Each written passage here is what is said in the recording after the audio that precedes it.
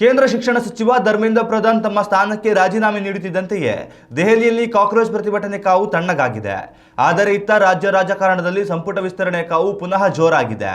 ಜಿರಳೆ ಕಾಟದಿಂದಾಗಿ ಕಳೆದೊಂದು ವಾರದಿಂದ ಮೌನವಾಗಿದ್ದ ಸಂಪುಟ ವಿಸ್ತರಣೆ ಸರ್ಕಸ್ ಇದೀಗ ಮತ್ತೆ ಮುನ್ನೆಲೆಗೆ ಬಂದಿದೆ.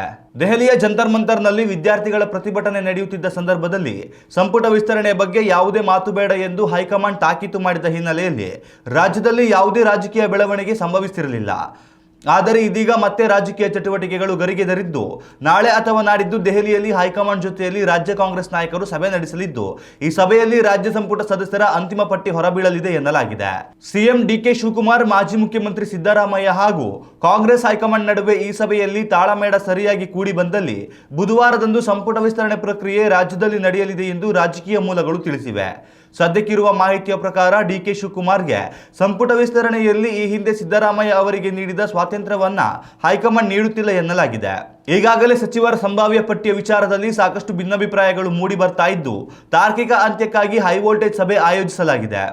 ಈಗಾಗಲೇ ಸಿಎಂ ಬದಲಾವಣೆಯ ರಿಸ್ಕ್ ತೆಗೆದುಕೊಂಡಿರುವ ಕಾಂಗ್ರೆಸ್ ಹೈಕಮಾಂಡ್ ಯಾವುದೇ ಕಾರಣಕ್ಕೂ ಕರ್ನಾಟಕದಲ್ಲಿ ತನ್ನ ಮತ ಬ್ಯಾಂಕ್ಗೆ ತೊಂದರೆಯಾಗದಂತೆ ಸಚಿವ ಸ್ಥಾನ ಹಂಚಿಕೆ ಮಾಡಬೇಕು ಎಂದು ಎಚ್ಚರಿಕೆಯ ಹೆಜ್ಜೆ ಇಡುತ್ತಿದೆ. ಪ್ರಾದೇಶಿಕ ಅಸಮಾನತೆ, ವಿವಿಧ ಸಮುದಾಯಗಳಿಗೆ ತೃಪ್ತಿಯಾಗುವಂತಹ ಮದ್ದು ಅರೆಯಬೇಕು ಎಂಬುದು ಕಾಂಗ್ರೆಸ್ ಹೈಕಮಾಂಡ್ನ ಲೆಕ್ಕಾಚಾರವಾಗಿದೆ. ಹೀಗಾಗಿ ಯಾರಿಗೆಲ್ಲ ಸಚಿವ ಸ್ಥಾನ ಭಾಗ್ಯ ಒಲಿಯಲಿದೆ, ಯಾರಿಗೆಲ್ಲ ನಿರಾಶೆ ಕಾದಿದೆ ಎಂಬುದಕ್ಕೆ ಬಹುತೇಕ ಮುಂದಿನ ವಾರ ತೆರೆ ಬೀಳಲಿದೆ. ಉತ್ತಮ ಸಂಸ್ಕಾರಯುತ ಶಿಕ್ಷಣದೊಂದಿಗೆ VSS English medium CBSE school, Udupi Muddur. ನರ್ಸರಿಯಿಂದ 10ನೇ ತರಗತಿವರೆಗೆ ಶಿಕ್ಷಣದ ಜೊತೆಗೆ 5ರಿಂದ 10ನೇ ತರಗತಿವರೆಗಿನ ವಿದ್ಯಾರ್ಥಿನಿಯರಿಗೆ ಉತ್ತಮ ಹಾಸ್ಟೆಲ್ ಸೌಲಭ್ಯವೂ ಇದೆ. ನಿಮ್ಮ ಮಕ್ಕಳ ಪ್ರವೇಶಾತಿಗಾಗಿ ಈ ಸಂಖ್ಯೆಗೆ ಕರೆ ಮಾಡಿ.